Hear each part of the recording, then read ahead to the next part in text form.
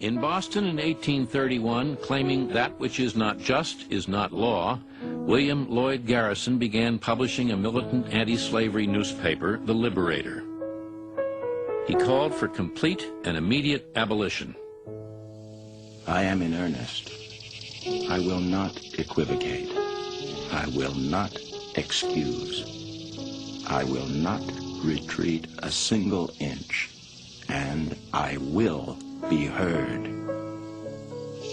He was heard, and his message was clear. Slavery was sin, and those who maintained it, criminals. Hallelujah, it's done. I believe on the sun. The abolition movement grew, inspired by passionate leaders. Harriet Tubman called Moses by the slaves who followed her north to freedom. Wendell Phillips named the Golden Trumpet of abolitionism for his oratory. And Frederick Douglass, the son of a slave and a white man. I appear this evening as a thief and robber. I stole this head, these limbs, this body from my master, and ran off with them. Douglass was so eloquent that skeptics charged he could never have been a slave. In part to prove them wrong, he wrote an autobiography, purchased his freedom with $600 obtained from English admirers, and returned to the struggle. Black slavery. Protest meetings were held throughout the North. One abolitionist wrote that thousands of our citizens who lately believed that they had nothing to do with slavery now begin to discover their error.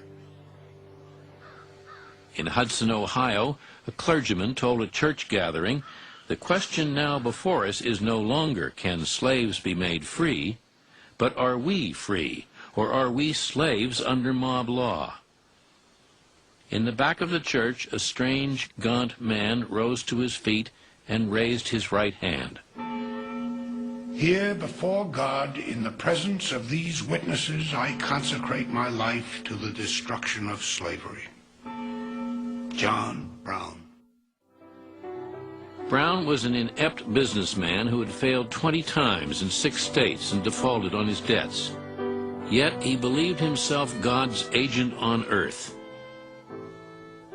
In 1856, at Pottawatomie Creek in Kansas, he and his sons had hacked 5 pro-slavery men to death with broadswords, all in the name of defeating Satan and his legions. Brown and his men quietly seized the armory, arsenal, and engine house and took up hostages, including George Washington's great-grandnephew. After that, nothing went right.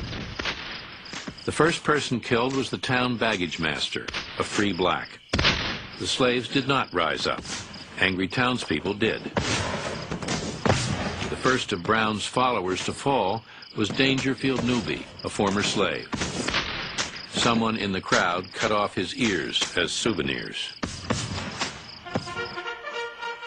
On Tuesday morning, federal troops arrived from Washington, led by a U.S. Army Colonel, Robert E. Lee. Lee's men stormed the engine house, and 9 more of Brown's men were killed, including 2 of his sons. Brown, severely wounded, was turned over to Virginia to be tried for treason. In firing his gun, John Brown has merely told what time of day it is. It is high noon. Thank God. William Lloyd Garrison. An undivided South says, let him hang. Albany, Georgia Patriot. Virginia found Brown guilty and sentenced him to death.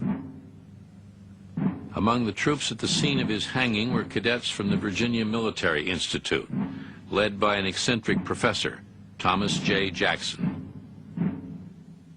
Also there was a private in the Richmond Greys, a young actor named John Wilkes Booth.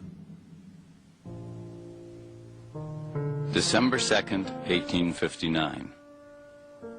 Old John Brown has been executed for treason against a state. We cannot object, even though he agreed with us in thinking slavery wrong. That cannot excuse violence, bloodshed, and treason. It could avail him nothing that he might think himself right. Abraham Lincoln. Ralph Waldo Emerson likened Brown to Christ. Nathaniel Hawthorne declared, "No man ever more justly hanged." And Herman Melville called him the meteor of the war. Brown had said nothing from the gallows, but he did hand one of his guards a note.